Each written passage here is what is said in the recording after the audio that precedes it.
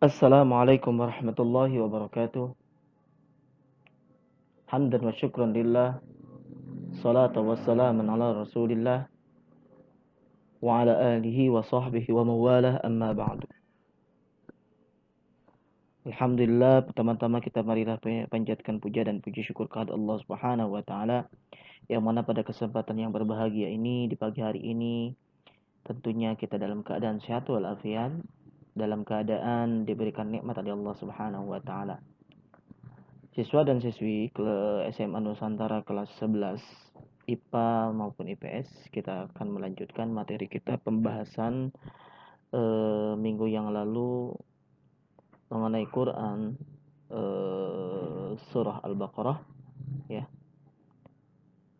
tentang berlomba-lomba dalam kebaikan. Ya, sampai di sini ya tampilan materi kita, walikulli wijhatin huwa muwalliha.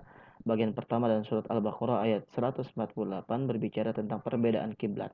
Perbedaan dalam Islam dalam diproyeksikan ke dalam dua bagian. Yang pertama, perlu diingat oleh kalian masalah usul. Usul itu artinya pokok, yang artinya pula jelas dan tegas dalam Quran dan hadis. Kalau masalah furu, yaitu cabang, tidak tegas dan jelas dalam Quran dan hadis. Bahkan bisa jadi tidak disebutkan, ya. Contoh misalnya kunut, ya, dalam sholat misalkan. Ya, ini adanya di hadis Rasulullah Shallallahu Alaihi Wasallam. Tidak ada di dalam Al-Quranul Karim perintah untuk melaksanakan kunut dalam sholat subuh misalnya. Kemudian posisi talangan dalam sholat, ya, tidak dijelaskan dalam Al-Quran. Bahkan di dalam hadis Rasulullah Shallallahu Alaihi Wasallam untuk masalah posisi dalam tangan dalam sholat itu disebutkan dan dijelaskan oleh baginda Nabi Muhammad Shallallahu Alaihi Wasallam.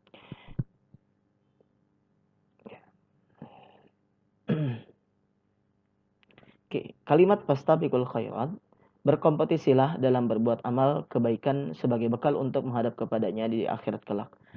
Maksudnya, ketika ayat ini berbicara tentang fastabiqul khairat, artinya berlomba-lomba dalam kebaikan.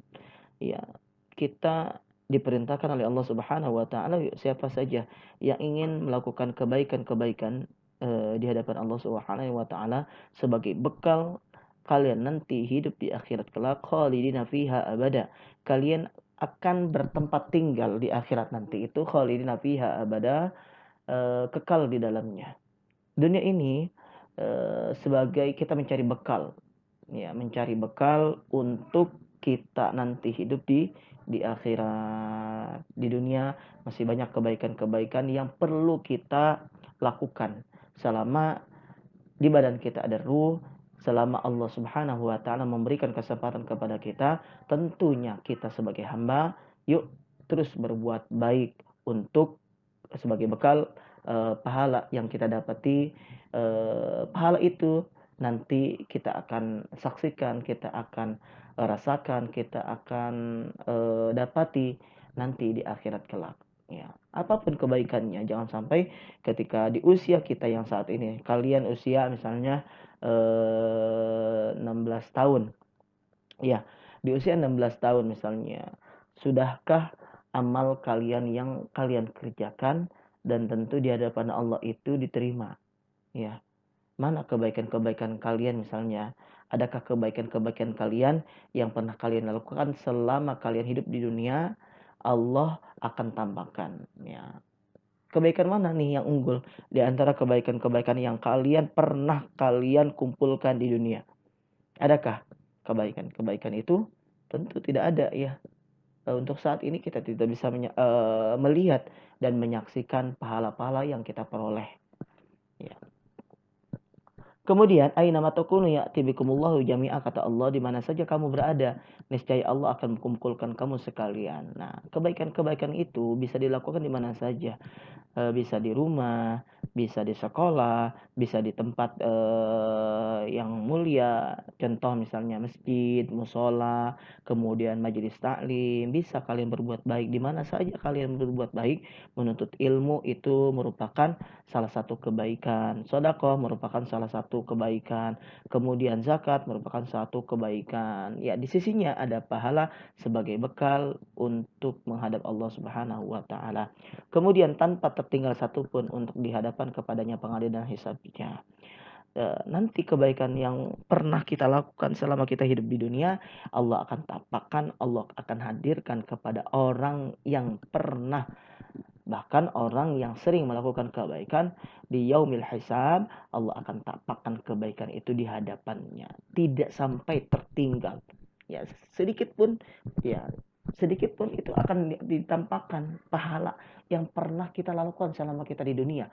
Faman ya'mal misqala dzarratin khairan yarah. Barang siapa yang berbuat baik sebiji zarah, maka Allah Subhanahu wa taala akan membalasnya berlipat-lipat ganda. Allah akan menuliskan ya kebaikan itu, walaupun kita kebaikan cuma hanya sekedar memberi makanan, memberi minuman kepada orang yang sedang membutuhkan, kepada orang fakir, kepada orang miskin, kepada ibnu sabi dan sebagainya, Allah akan balas berupa pahala sebagai bekal untuk manusia di yaumil hisab. Kemudian innallaha ala kulli syai'in qadir. Maka tidak ada satupun makhluk yang bisa membuat Allah susah dalam mengumpulkan manusia di sana. Di yaumil hisab Allah akan mengumpulkan semua manusia dari sejak zamannya Nabi Adam alaihissalam hingga zamannya, hingga umatnya baginda Nabi Muhammad sallallahu alaihi wasallam. Tidak ada yang tidak mungkin di hadapan Allah. Bagi Allah sangat mudah untuk mengumpulkan manusia.